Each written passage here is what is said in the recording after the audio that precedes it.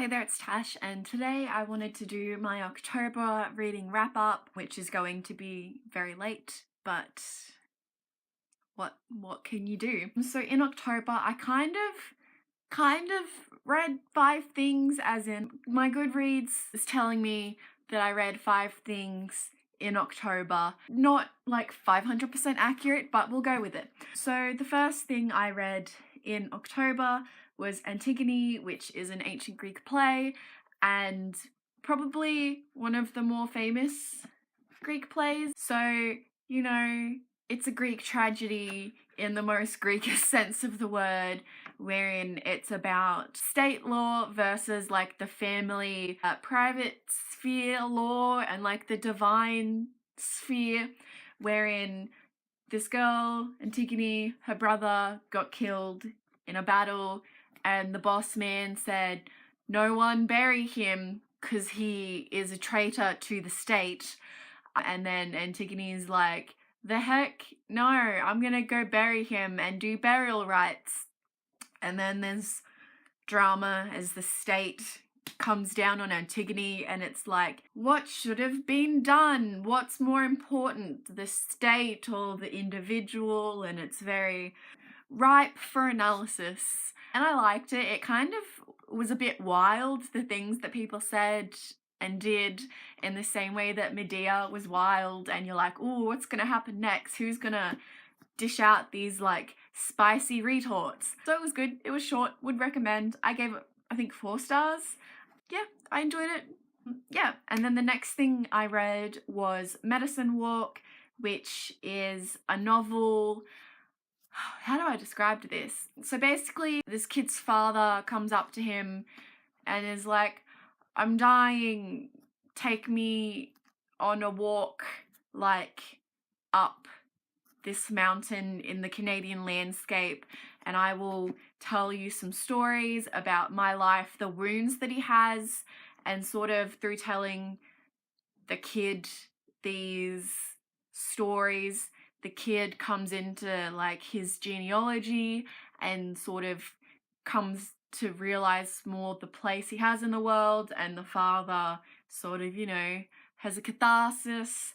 Yeah, it is a good like literary book, and I don't really want to say this, but like just because of the author's like stance on Indigenous writing, but the protagonist and the father in this story are both Indigenous to Canada. So if that is a reason you read books, maybe that's a reason you'll read this book. But either way, it is literarily a very good book.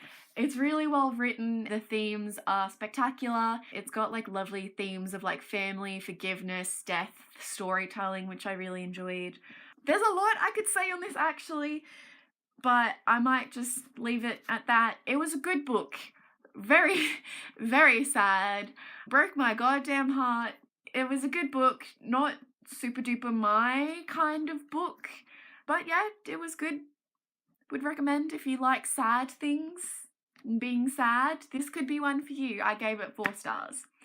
And then the next thing I read was Dart, which is this like 80-paged poem, which I really did not like. I gave this 2 stars, and it's just about the dart in England, the body of water, and it's kind of just poetry and lots of voices of people working on and around the river, and the river has a voice itself as well.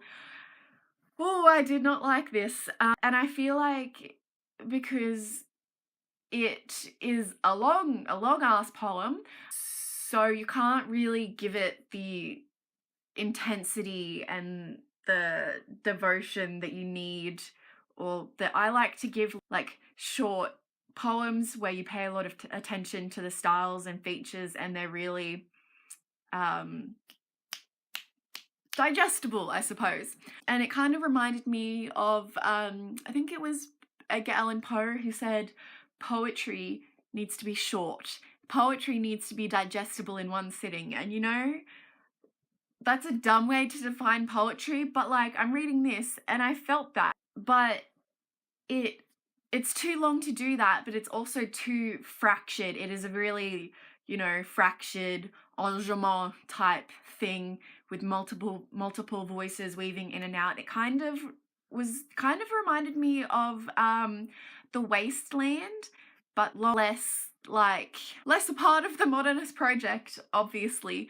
It's too exhausting to read as poetry given its length, but also it's too fragmented to read as a narrative or just read through. It's just did not like. Unpopular opinion. And then I read Dougy, which I think from memory is an Australian YA novel that's set in Australia, and in this town this young Indigenous girl gets a sports scholarship, and all the white people in the town go, hey, what's with this and all the handouts the Indigenous Australians get? That's unfair. Us white people are being discriminated against, which, some realism right there. And it's sort of just about the conflicts between the Indigenous and the white population in this town. I wasn't a huge fan. I didn't rate this at all, to be honest. So in the Australian syllabus, teachers need to teach Indigenous content and Indigenous knowledges, and sometimes teachers will just shove the most bland, boring content into the classroom to sort of tick that off. And I feel like this is what this book epitomizes to me.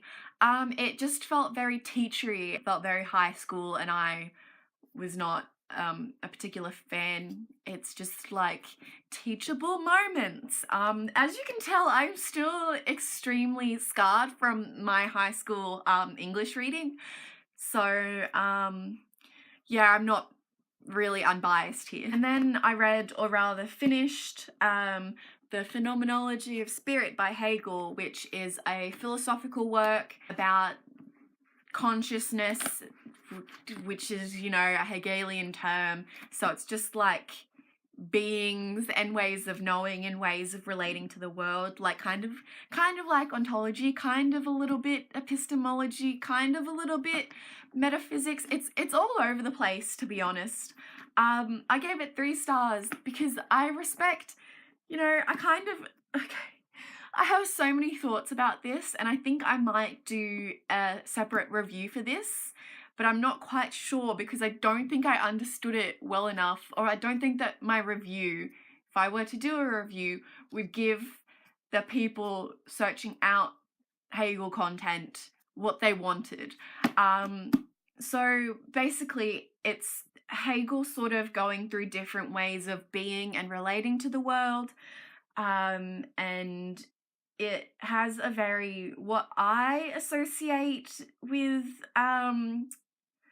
epistemology, it has a very epistemological writing style where it's it doesn't set out what it's trying to do and then follow that logically. It sort of worms all over the place and is what if we try to do this, or what's this thing over here, let's investigate this, no, that's wrong, let's backtrack, let's go over to this. You know what I mean? Do you know what I mean? And I really loathe that because I find it really hard, because you're trying so hard to keep up with all these different ideas that don't often pan out and sometimes hit dead ends, and I'm can you just tell me what your thesis is, please? And I get it, it makes sense and it especially makes sense for Hegel because he has his whole Hegelian dialectic, wherein you have a thesis, an antithesis, and then the synthesis of both of those ideas. So it's you have these 2 different ideas, sort of see where they go, neither of them really work on their own, and then they move to this third, better position where it takes,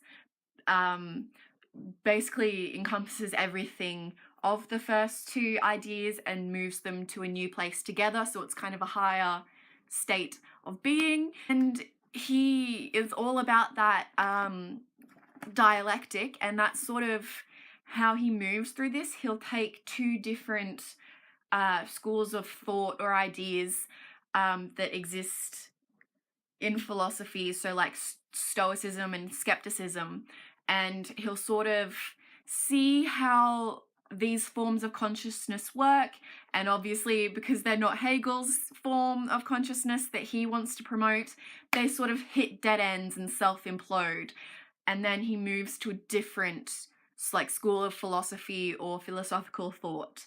And then it sort of moves like this, where he'll introduce an idea, it hits a dead end, and then you see where you go after that, hits a dead end, moves to a new place. And like it makes sense, and you're, you know, approaching lots of different ideas, which is really good, and you're sort of, it's sort of also a little bit like Socratic and tricky, because it sort of shows and means that Hegel's final idea and Hegel's understanding of consciousness is the only and correct idea of consciousness, but I suppose that's what you want to do in philosophy. But it makes it so difficult to read, and on top of that, Hegel is really difficult to read already, and like I can't put my finger on why he's so difficult to read. I want to say it's just because he's German, and those damn Germans like their difficult philosophy. But oh my god, he's probably the hardest philosopher that I have ever read. He's up there with Heidegger. It was really hard. I'm glad I read it, but it was not enjoyable. But his philosophy, I think, is really good. Reading it is not fun, but his philosophy is like really wholesome. He promotes ideas of being in the world, and really highlights our relationality to each other, and really wants to promote knowing and knowing oneself. And it's obviously bigger than that, but that's just really wholesome. And he has this whole idea of, I don't think he called it recognition. Did he call it recognition? Anyway, he promotes this idea of recognition where you see another person and they see you, and you sort of together, like, you're the thesis and they're the antithesis, and together you evolve to a higher state of being. And like, this is a big book, there's a lot happening in here, but like, that's just wholesome content. And I think that, well, after reading this, I'm a more positive person. There's a really good, I think it's like 30 minutes of Hegel. There's a YouTube channel, and it's just this guy going in depth, line by line, through this whole book. And if you really need to understand every line, you probably need someone to hold your hand like that. That's how difficult this is. But I'll link that down below if you would like to use that for certain chapters or certain like paragraphs. Okay, we're moving on now. And then the next thing I read was The Drover's Wife, the original Lawson short story, because as I mentioned, months previously, I read The Drover's Wife, which is a retelling, and I wanted to see how reading The Drover's Wife would shape my understanding of the play. But the Drover's Wife is an 1800s, I think, short story by Henry Lawson, and it's about this white, colonial woman in Australia in the outback, who is looking after the family and the domestic space while her husband is off a droving. She's sort of reminiscing and thinking about her relationship to her family and the Australian outback, and it's sort of a very man/woman versus, the Australian landscape, which is really interesting. And it's also interesting that Lawson put a woman at the forefront. It was interesting. I don't like how they treated the dog. There was a dog in this who was, I think he's like a snake catcher, and then they're like, this dog will die after he gets bitten by a snake, and there's lots of talk of people like slamming stuff down and skinning the dog's nose, and I'm like, leave this poor little dog alone, like, he'll be my dog now. Yeah, so it was good. And then after that, I reread the play The Drover's Wife to see how my understanding of it would change. I don't think it's necessary to read the Lawson version of The Drover's Wife to read the play, but it's interesting the way that the play is kind of in dialogue, like, with the short story, but like it's not necessary. So yes, I think half of this I spent talking about Hegel's Phenomenology, so I might leave it here. Have a good one. Goodbye.